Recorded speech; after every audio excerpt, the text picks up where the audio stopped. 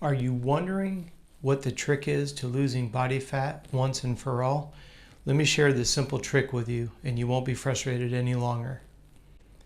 Hi, I'm Coach Rob, and at the time of this recording, I've been a human performance specialist for going on 40 years. And like everybody, losing body fat is something that everybody would desire to do, whether it's for appearance and or if it's for athletic performance. I'm a huge fan of the Garmin dashboard, the watch for both the work side and the recovery side.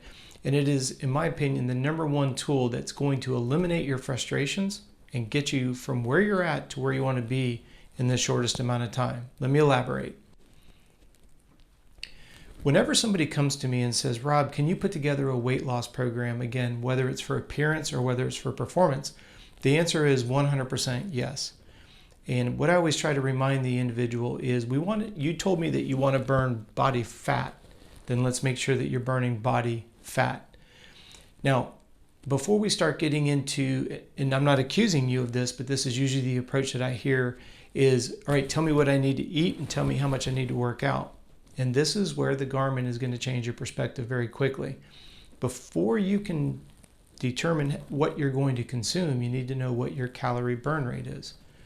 If you look at the screen right here, this is a very user-friendly report on Garmin, and it simply shows you how many calories you need to stay alive. They refer to it as resting, versus how many calories are you burning through physical activity.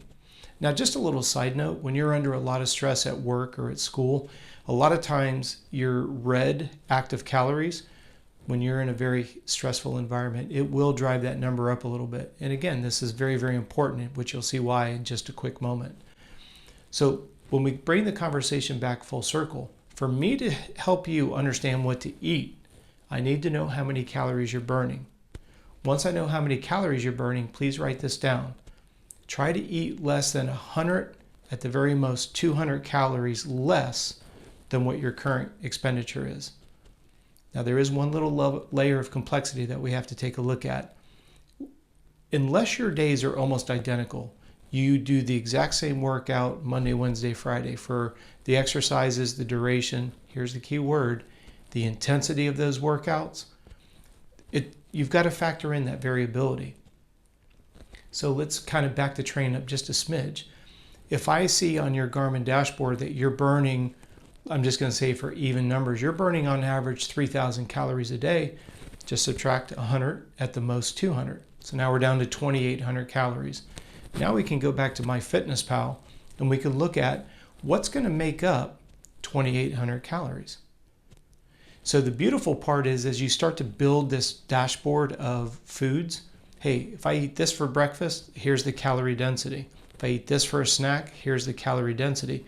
All you're doing is exponentially making it easier for you to bridge the calorie gap between what you burn and what you take in, and not letting the gap be more than 200.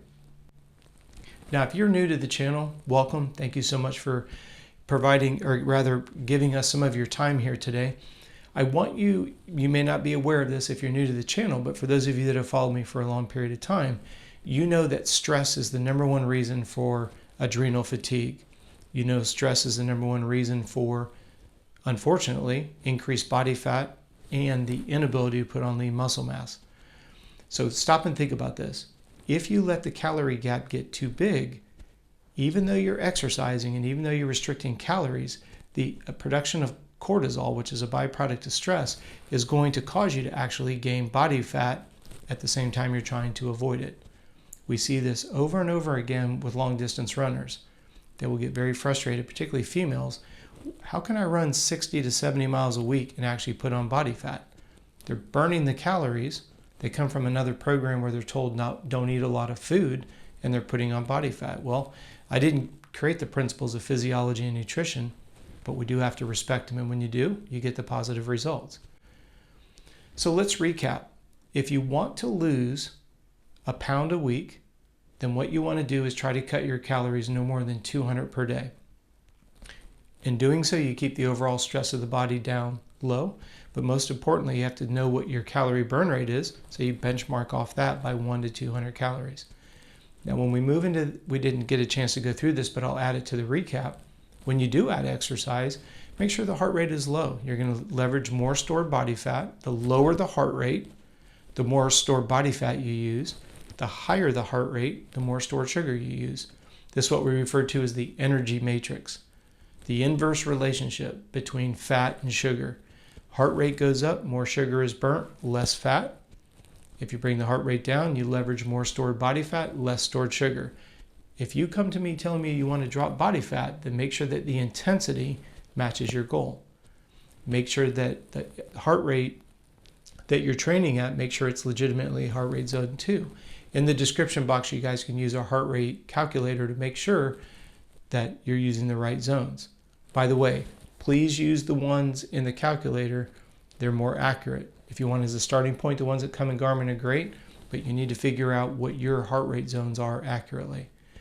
Now, put all this together. You reduce the stress in the system by not allowing yourself to have too big of a calorie gap.